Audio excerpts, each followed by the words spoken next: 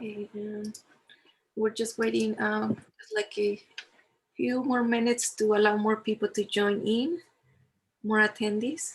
And for Rosie and Wendy, just to let you know, we have our winning authors here with us today: Beatrice Zamora, Cielito Lindo, Charles, and John Gonzalez.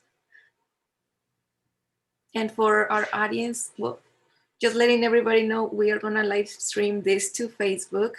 That way we're inviting more people to join our conversation and talk to any of the award-winning authors that we have with us today. And everybody on Facebook, if you're watching us, you can always ask questions on the Facebook feed or join our Zoom. There we go. Okay, and while we get started, let me say that Empowering Latino Futures is a nonprofit organization that's helping bring programs related to the community. We have Latino talent recognition, which includes the Latino Book Awards, which is the award-winning authors that we have here with us today are winners in the International Latino Book Awards. Okay, and they will tell you a little bit about their stories.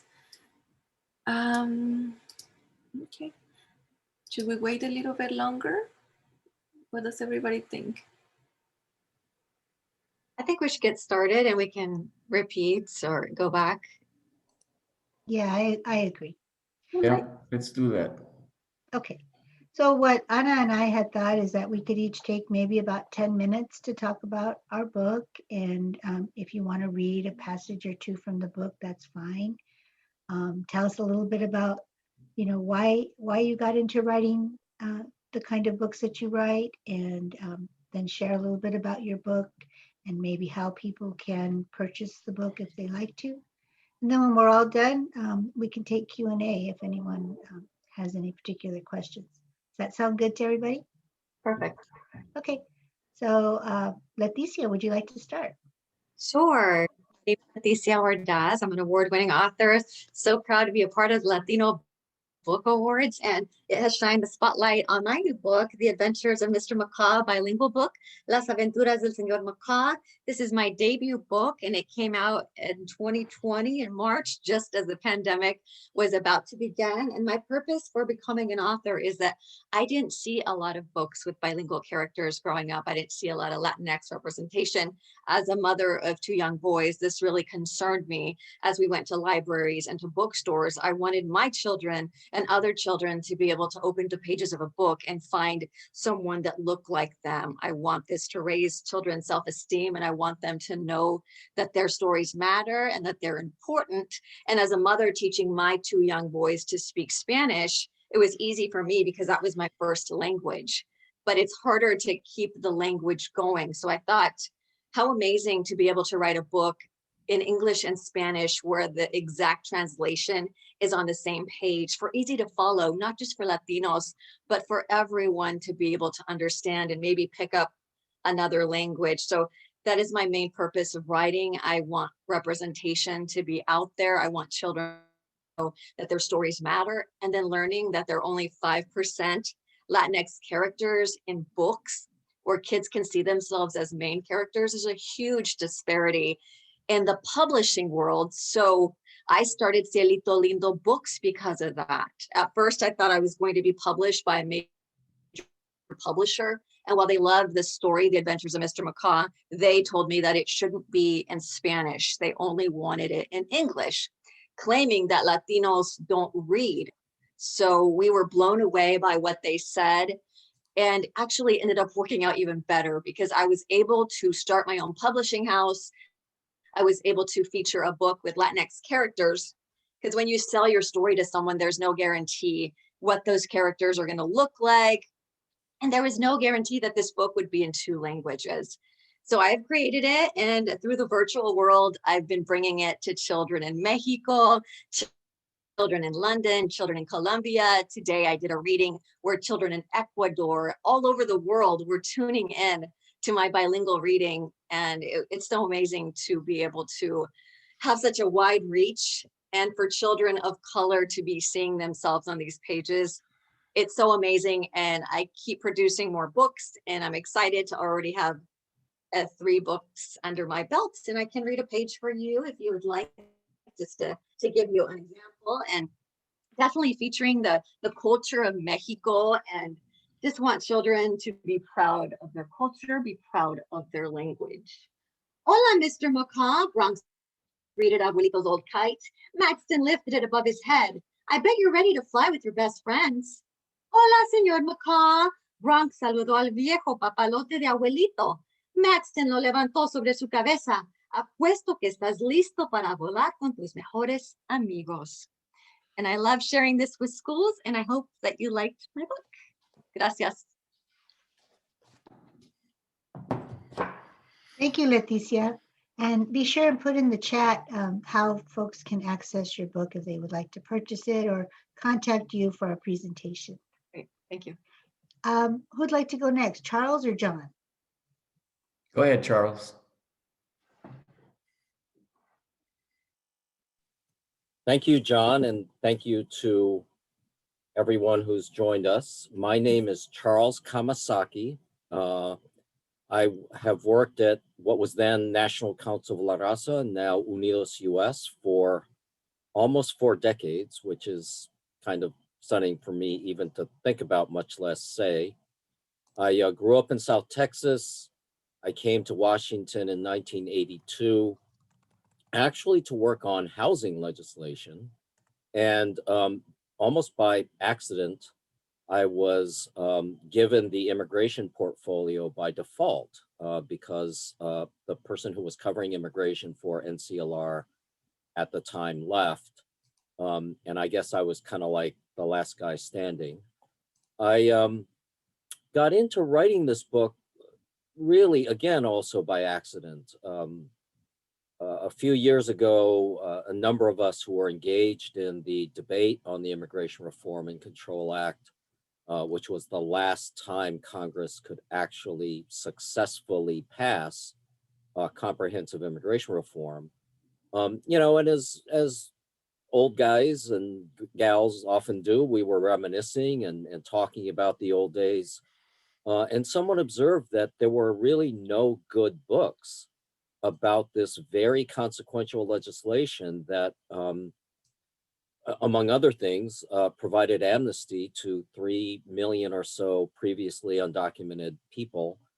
And what I like to think of is the origin story of the modern immigration reform debate.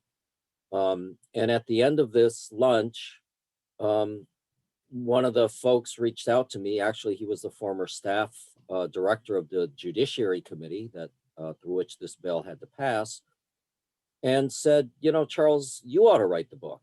And that was really the first time the thought had even crossed my mind. So about 9 years later, basically, I was successfully able to produce this book. It's not a quick read. It's 560 pages or so, I should warn you. But I do think it's worth the read, and I really deeply appreciate the award from Empowering Latino Futures as the nonfiction public affairs book of the year. As I say, I think this is the origin story of the modern immigration reform debate, right? Which we all know is extraordinarily contentious and emotional. And I try and tell the story of the last round of immigration reforms through 4 sub-stories. One of them is actually about a topic that is very prominent today, and that's systemic racism. This book is set against the backdrop of when first Mexican Americans, but then really all Latinos were racialized through much of the 20th century, late 19th century and early 20th century. And that in and of itself is a story that's not often told, which I've been really quite surprised as we have this great national discourse on systemic racism, that the experiences of Mexican Americans, Latinos, really Puerto Ricans as well, have not been told. So that's kind of the backdrop. The second sub-story, as it were, is really what one might call a legislative case study. But I hope this book is done in a different way. This is not the great white man theory of history. So while I do cover all of the lawmakers who were involved, and they were mostly white men, I also try and bring the reader into the meetings, the markups, the hearings, the strategy discussions that advocates on both sides, or on, in this case, multiple sides of the debate, were engaged in at the time. The third story or sub-story is the roles of key Latino civil rights organizations in the debate. And unlike a lot of modern legislative case studies, this book doesn't posit the lawmakers as the protagonists and the advocates as bit players who happen to be around at the time. I try and tell the story from the perspective of Latino civil rights advocates who are organizing, first against this legislation, then to shape the legislation, and then finally to help it pass and help implement the legislation. And the fourth sub-story, as it were, in the book is really the evolution of today's modern pro and anti-immigrant movements. These are movements that are now deeply embedded in opposite political parties, but both of them had their start, had their beginning during the debate over the Immigration Reform and Control Act. And that's really why I think that story is important to know. You know, history may not repeat itself, as Mark Twain was said to have said, but it often rhymes. And so my book does conclude with some lessons for current day immigration reformers that I hope are useful as the nation really finally again seems to be poised to at least seriously debate immigration reform. And I'll put in the chat information about how to get more information about the book as well as to schedule events. So thank you for this opportunity. Thank you, Charles. I really want to get that book. That's a subject that's really timely and really important and close to home, since I live in San Diego County, about 7 miles from the US-Mexican border.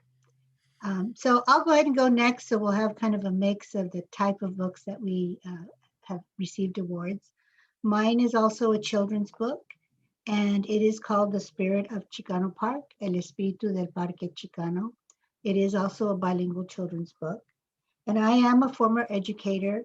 I retired a few years back, and I spent my life working in the community colleges with many students from underserved backgrounds and students that struggled with education. And I, came to realize that many times the issue has to do with identity. It has to do with people feeling that they are part of this society, that they have what we call poder, they have the confidence to accomplish things in life. And we don't always have those role models in our family.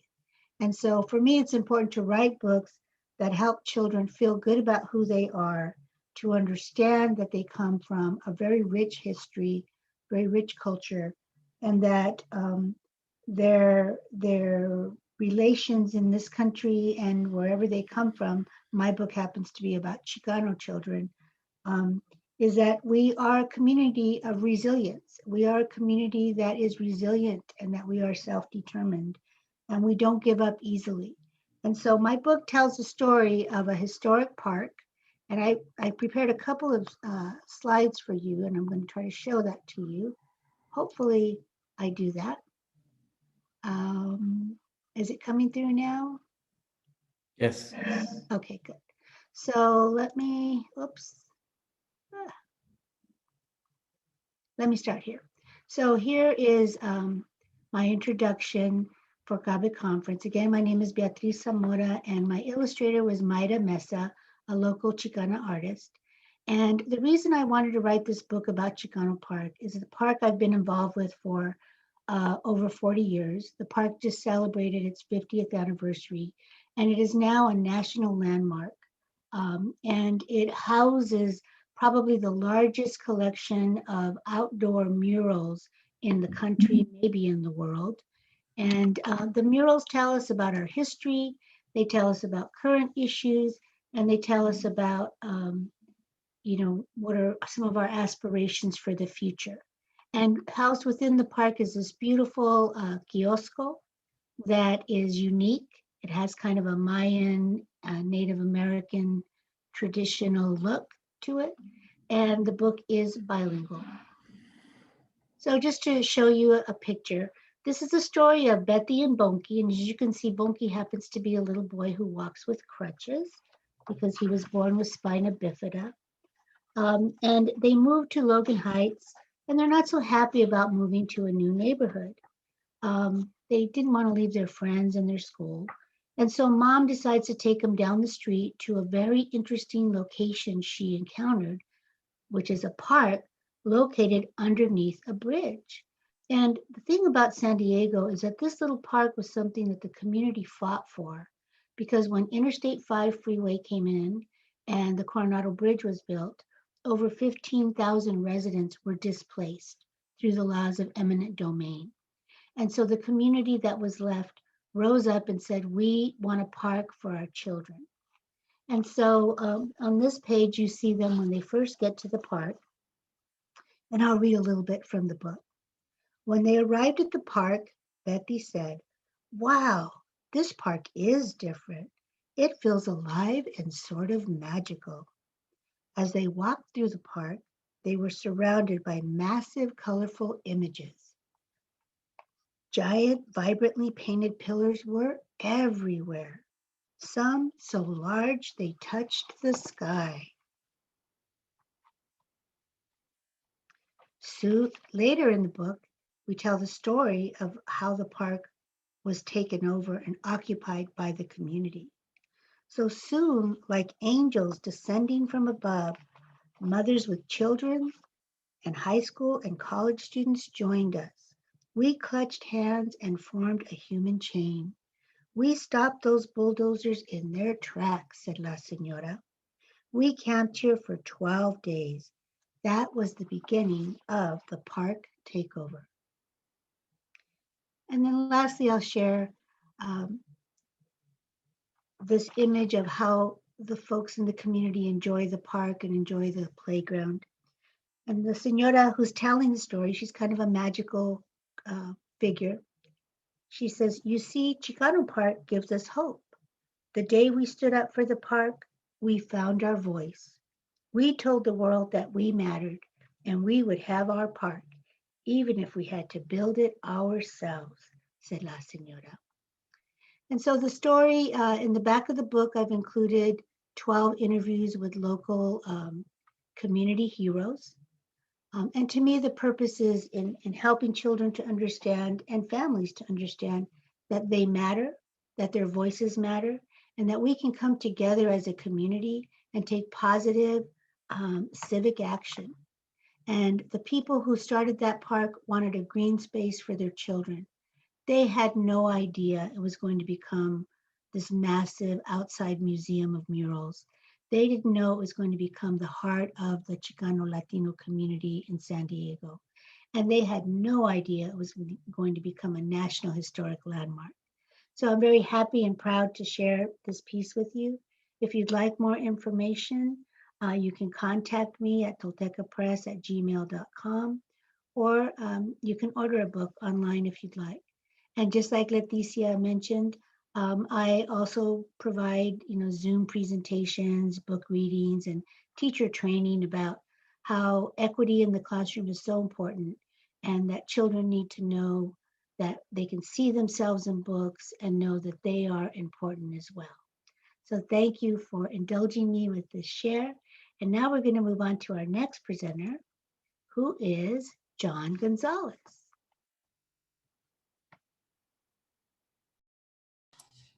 Thank you, Beatrice. And I'd like to thank the Empowering Latino Futures as well for all their efforts to support Latino writers. I'm really proud to have been a part of the contest and to have my book recognized. Just some background about myself. My parents brought me to the United States at the age of 13, and I didn't speak any English. I guess I was really goal oriented even when I was a kid, and I knew what I wanted to do in life. I knew that I wanted to be in education. And so just like Beatriz, I'm an educator at heart and by profession. I worked in K through 12, community college, and graduate school. And I moved from the classroom to the counseling area to administration. And it was a real positive experience for me to be able to give back to education as a Latino educator. Because just to give you an idea, I worked in LAUSD, and at the time, I was the only male Latino college counselor in 50 high schools. So role models were rather scarce at the time, and I was able to help Latinos and people from other ethnic groups to apply to college and universities and receive scholarships and really make something of themselves, really make their dreams come true. So I really owe a lot to education. After I retired, I had a bit of a challenge dealing with all the extra time I had in my hands. So I decided to go to Korea, South Korea, and work in education. I was a teacher there, a Spanish teacher and an English teacher for 5 years. I lived there for 5 years as well. And so I had an opportunity to see Korea, not as from the tourist perspective, but from a resident perspective. And while I was living there, we had a litany of accidents in the country. Probably the most impressive one was the sinking of the Seoul ferry. You may have heard of that. It claimed the lives of over 300 people. And most of them were high school students who were on a field trip. And I came home on the day when it happened to find out the news. And it really shocked me because I could have been on that boat. My students could have been on that boat. And so as a counselor, I was always trained to observe and to make mental notes about people's behavior and the environment and so forth. So after I retired again from South Korea, I decided to write a book called South Korea, The Price of Efficiency and Success, because I wanted to tell the story. First of all, I was very impressed with the country. As you know, South Korea is a model economy, having turned around a country that was pretty much devastated after the Korean War to become the 12th largest economy in the world. And it really impressed me because I have seen other Latin American countries who have been independent for much longer than that, who have not achieved the same level of economic and technological success as Korea. So I wanted to learn more about it myself and to tell the story. At the same time, I was very interested in wanting to learn more about why there were so many accidents at the time. So if you don't mind, if you will indulge me, I will read to you the first paragraph from chapter 6, April 16th, 2014. On April 16th, 2014, I came home to find out that a boat accident had claimed the lives of over 300 people. Most of these people were high school students who were on a field trip to Jeju Island. My first thought was my students and I could have been among the victims. I also thought about how devastating the accident would be for a school, the victims' families, and the whole country. Some people were shocked, others appeared traumatized. I knew at that very moment that I would write a book about Korea. Such was my initial reaction to the Seoul ferry accident, one of Korea's worst tragedies in the recent past. As of this writing, a total of 304 people lost their lives. 9 bodies have not been found. So that's my story and the story of the book that I wrote. It's my debut book, and hopefully there will be more to come. If you have any questions, I'd be glad to answer them at the end of the session. Thank you for the opportunity. Thank you, John. Thank you, all the presenters. And Anna, I guess we have time for question and answers. John, your book sounds amazing and sounds like it was a really important piece for you to share with the world. So thank you for that. Questions, comments? Yeah, what does the attendees think of any of the stories that you have heard? Do you have any questions to ask to the authors?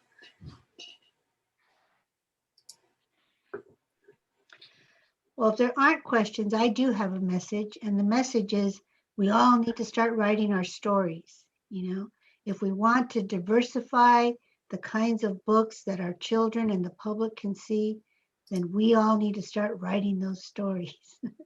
And it's so important, so important.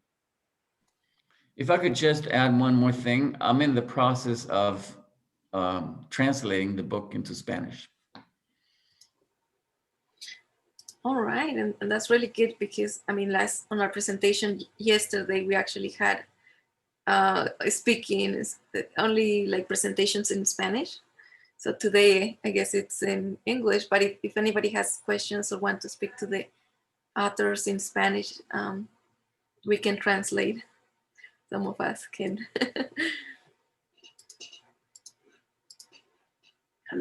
So it is very important to bring into the conversation a lot of all these topics that the authors bring on, about bilingual books. We have our history with the Chicano spirit of the park, the stories of other countries, and our immigration reforms. Everything is all for our own learning. We are all part of this, what the whole world in theory, because we're all connected. And once you start interacting with the authors and people who have had other experiences, then that's when you realize that there's a lot more to learn than just what you normally see around. We can all work together to improve things. I see that Elsa Serafin wrote that she's also a school counselor and she loved learning from different cultures. And you know, John, I also was a counselor at one time in my life in the community colleges and actually in the elementary schools too. But I just think it's great, you know, that the example you have before you is that people do a lot of different things in their lives, and yet they still, at some point, get to that, you know, that bucket list of things we want to do, like writing stories. And my next book that will be coming out very soon, I think, Charles, you might find it of interest. It's about a child who is an American citizen, but whose parents are undocumented. And it's about how the child makes sense of that and talks about, and the end comes together with a very resilient response and is able to look at his life in its totality. But it also speaks to those issues that many of us experience where we kind of live in this limbo world. We may not be totally connected to the motherland, if you will. For me, that would be Mexico, although on my father's side, my relatives have always been in this country. We were in this country before it became Mexico. And you can go deeper and say, well, our indigenous roots, we are all of the Americas, right? And so, but that feeling where we don't necessarily belong in another country, and then we're not always accepted and belong in this country. So we live in this kind of limbo world. And so that book should be coming out in about a month or so. And hopefully some of you will get a chance to see that. And I know that Leticia has several books out. Maybe she wants to talk a little bit about those as well. Thank you, B. Yes, so I wrote The Adventures of Mr. Macau, and during the pandemic, I managed to put out 3 books. This one is not fiction. It's an autobiography of myself. Actually, I teamed up with a San Francisco publisher, and I initially sent him the story of Mr. Macau, and he said, I like the story, but I like yours better. Your family coming from an immigrant background, all the backlash towards immigrants right now. Why don't you tell your story? Would you be willing to tell your story? And he is actually the creator of the Octonauts. So that's a cartoon series. So it's a fabulous illustrator, Juan Calle from Colombia. And I gave him my family's real pictures and he turned it into like a big comic book.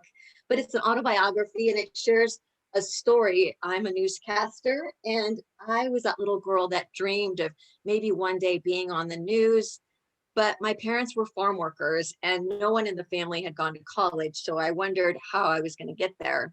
And I didn't see representation watching the news. In fact, on the first page, it talks about my experience as a brown child. And it says, in the small California town of Galt, a 5-year Latina watched the news. Her mommy said, Letty, turn off the TV. It's dinner time. I was that girl. And I asked my mommy, why doesn't anyone look like me on TV? Mommy replied, don't worry, one day after you go to college, you could be on the news too. She and Papi inspired me to work hard to achieve my dreams, just like they had theirs. And it goes on to talk about my parents working in the farms and in the fields, and then daddy getting a better job, and just a positive story of immigrants, who came to this country to contribute, not to take. And I think it's such an important message, not just for Latinos to read, but for all children to read. They need to see their classmates in a positive light. Children need to open up the pages of a book and be proud of their culture, not be embarrassed that their parents only speak Spanish, to be proud of who they are and not to want to lose that language. It's so easy for kids to go to school. I remember sending my 2 boys to school and we had only spoke to them in Spanish for the first 2 years of their life because we wanted them to be fluent. And my son came home crying saying, Mommy, my teacher doesn't understand me. They tell me to speak English. So it was really hard for me. And I had to talk to the teacher and say, hey, this is what we're doing at home. We know he's going to learn English, allow him to speak Spanish. So I think even in this day and age, we need to keep our language. We can't let it go. We need to be proud of who we are. And so that is really my mission by creating books. It's just to keep the culture going strong and for children to see themselves again. Thank you. Yeah, Beatrice, if I could just add something. I agree with you that we all need to write stories and people have so much to share. But going back to something I think Leticia was talking about and that Empowering Latino Futures is trying to do, the marketing part of this business is stunningly difficult. I had no idea. I'm a big reader. I probably have several hundred books in my house. I knew of many, I know many people who are friends who are authors, who are writing on traditional subjects, and their ability to get their message out right after writing very good books was, I thought, that's kind of the way it's going to go. I went through a fairly arduous book auction process, and I did end up, I feel lucky to have ended up with a good publisher, but it's a small independent press.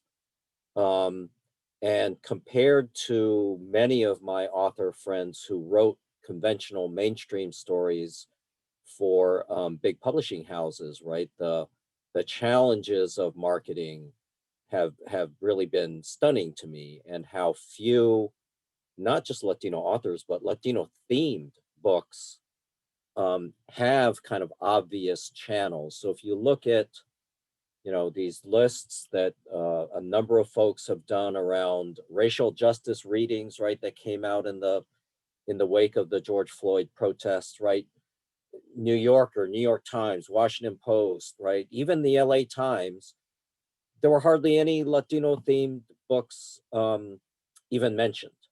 I think we can all tick off the top of our heads, right? Some really classic books that deserve to be part of a discussion of racial justice. So in that sense, I really do appreciate what Kirk and Anna and all of you guys at Empowering Latino Futures are trying to do, because it's not just writing the book, it's bringing them to audiences.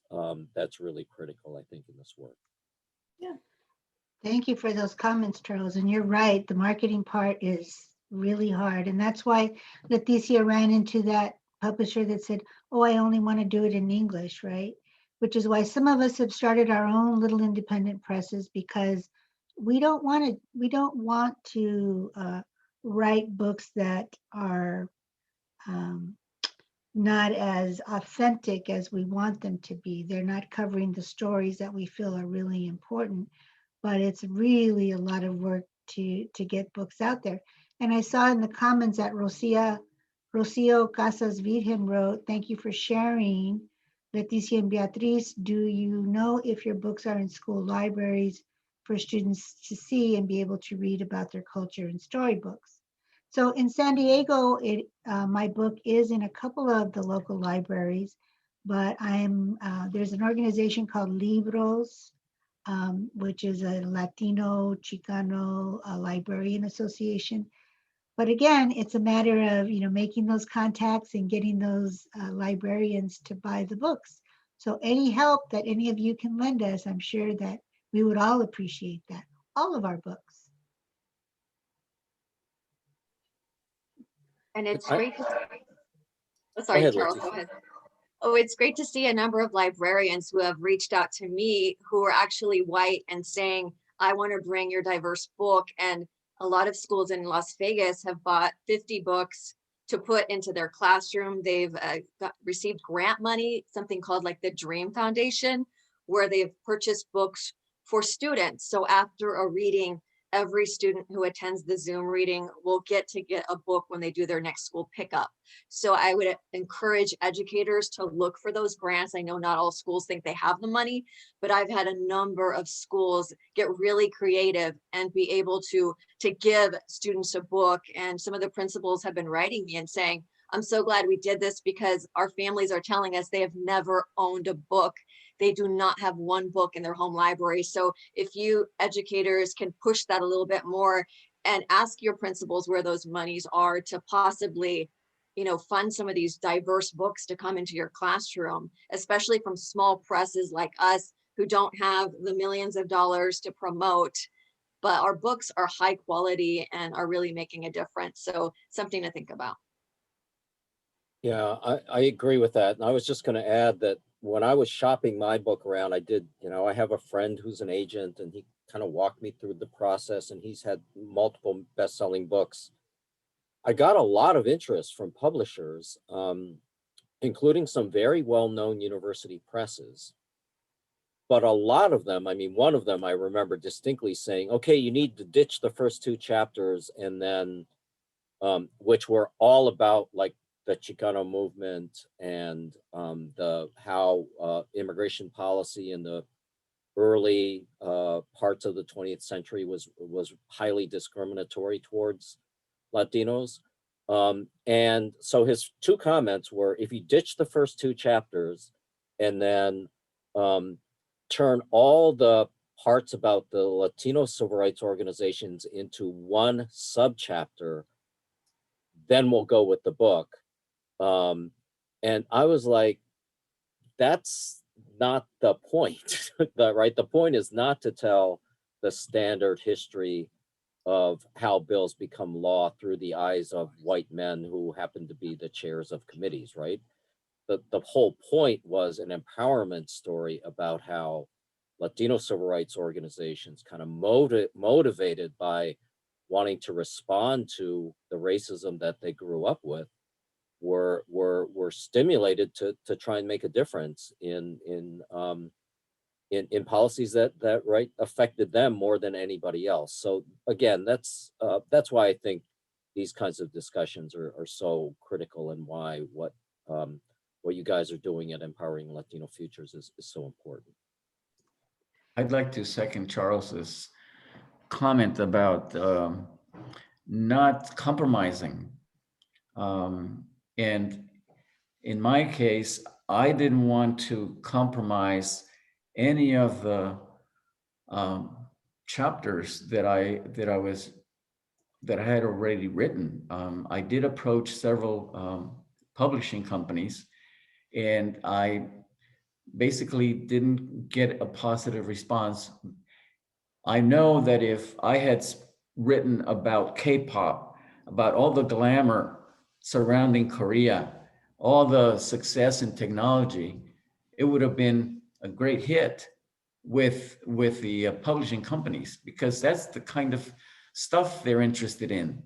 I want to tell the story from a non-Korean experience in Korea, and uncensored, because I feel that I have a story to tell, and there's value to that, not only to Americans, but to other nations that are in the process of development as well, because they can learn from Korea's successes as well from their mistakes.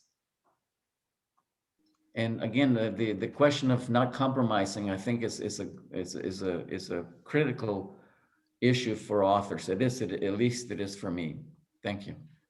Well, you know, the publishing world, you know, today the dialogue that you hear is, we want more diversity. We want the own voice out there. In other words, we want the authentic voice out there.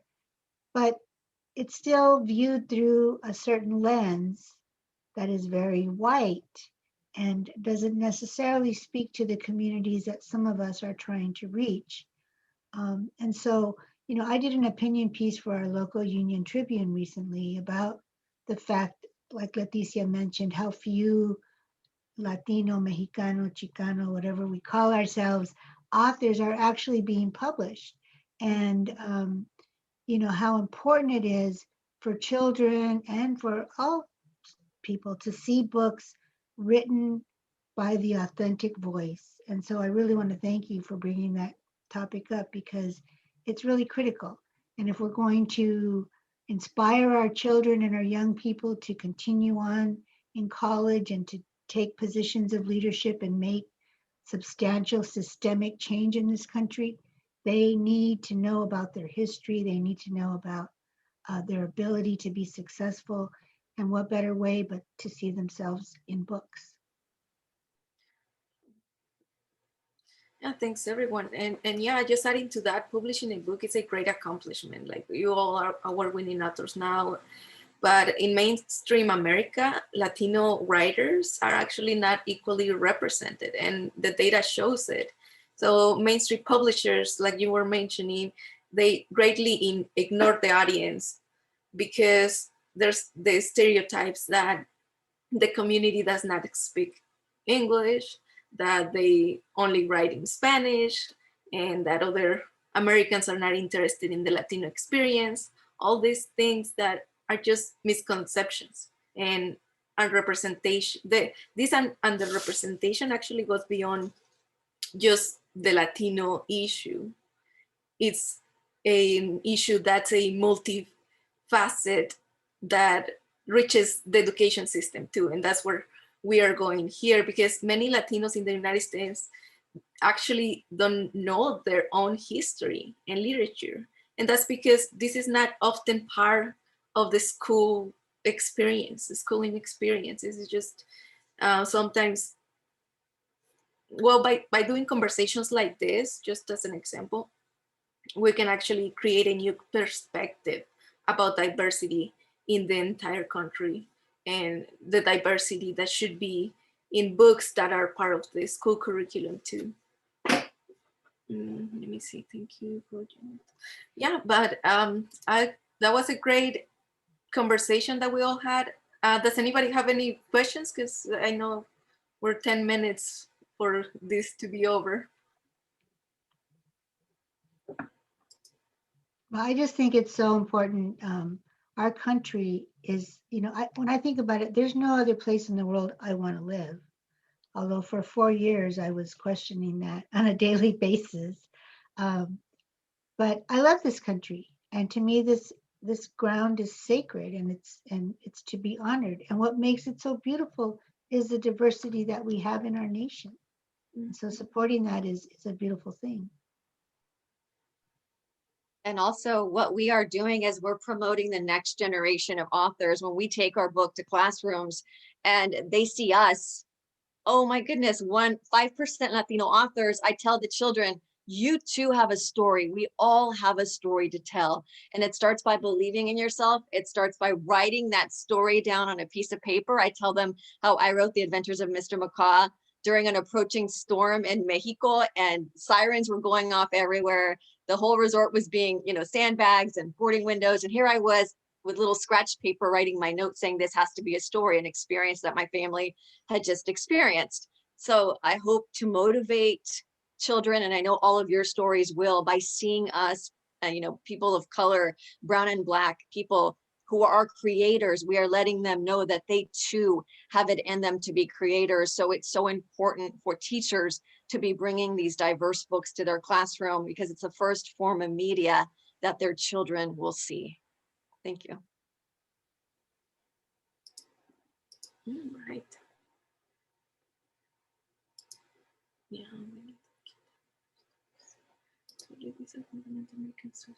All right, and there was a question for Beatrice. I don't know if you answered it. When is your next book coming out? It should be out by June, and she just keeps an eye on the website. And it's called Am I Blue or Am I Green? And it's a child kind of examining the difference between the American flag and the Mexican flag, and how that translates to their experience in this country. So look for that. And if I could just add, Beatrice's book, this notion of mixed status families is so critical to our future. There's almost 5 million US citizen kids who are in mixed status immigration families. That means one or more parent is undocumented. Those families are not eligible for a lot of things most people take for granted. Unemployment insurance during the pandemic, SNAP assistance, or if to prevent them from going hungry. Many of them were totally cut out of stimulus payments until this last rescue plan included some of them. But things like the earned income credit, the child tax credit, all of these, which working class families take for granted, particularly during a pandemic when so many Americans lost their job, those are denied to these American citizen kids solely because of the immigration status of their parents. And the research shows that has negative repercussions for them, not just immediately, right? But living in poverty is highly associated with lower educational attainment, more mental health and other kinds of toxic stresses. So you know, if you could, Beatrice, telling that story is such an important story going forward. You know, President Biden wants to cut child poverty in half. It can't be done unless something is done about these immigrant status restrictions in virtually the whole safety net. Thank you for that, Charles. And if you can lead me in the direction of, some documents I could read about some of that data. I wrote the story from my own personal experience and, working with students in the status. You can imagine living, 7 miles from the US-Mexican border. Many of my students lived a binational life, and many of them lived a life in the shadows, right? And so that my book comes from that experience. But if you can share some, lead me in the direction of finding more data on this mixed status family and the issues that they face, I would love that. Thank you so much. So Beatrice, if you can just ping me via email, my colleagues at Unidos US are writing a bunch of stuff about this, so I'll get that to you.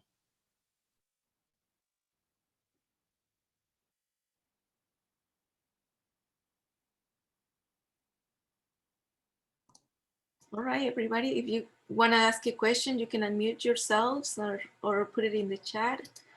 Any final thoughts from the authors? Beatrice, I think you just gave me another idea for my next book. Yay! That is to write about my experiences working with Latino students at the high school level and inspiring them to reach out, to reach for their goal and not give up and go on to college and go on to university and forget about the obstacles, because there's a way. Where there's a will, there's a way, and there are always people willing to help them succeed. Yeah, there's a little more hope on the horizon now. I remember many, many years ago, I worked with a student who was from Mexico, and he ended up going to one of the Cal States and got his degree. And then he was struggling trying to find a job, and he was undocumented. But an international company hired him, and they ended up helping him gain his legal status. So, it can happen in a lot of different ways. So that would be a great project. I think all of us need to just continue to work together. My next book is a STEM book talking about 2 Latino boys going to space. And so I feel like children need to imagine themselves in these positions. It's based on my son's aspiration to one day go to the moon. And I remember going to a college campus to do a story as a reporter on this migrant farm working program that gave grants to kids to go to college. And one of the little Latino boys in the program told me that he always aspired to be a space engineer. And he was told by his high school counselor that he should be a car mechanic after he expressed his goals. So nothing bad against mechanics, but here's this young Latino talking about big aspirations, and then his counselor is shooting him down saying, you can't do that. You could just be a mechanic. So I want to continue to write books that promote young Latinos to see themselves in this high position from the very beginning and to never doubt themselves, and for all of us to just put our arms around them, lift them up, and for them to know that they matter and that their dreams can come true and that they deserve to dream big. Very true.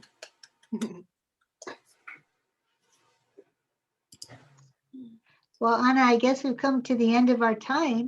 It's been a joy to meet you all through Zoom and to be able to talk about some of these issues that we all carry very close to our hearts. And we all have hope and love for our communities and for the future of our country, I think. So thank you for that. Yes, that's very true. So with that, if no more questions, if nobody has any questions, then I guess that ends our panel of award-winning authors for today. Thank you, everybody, for joining us. And we will still be at CABE from 2 to 3 for the rest, is it Friday and Saturday. Well, actually, Saturdays at 8 to 9 a.m.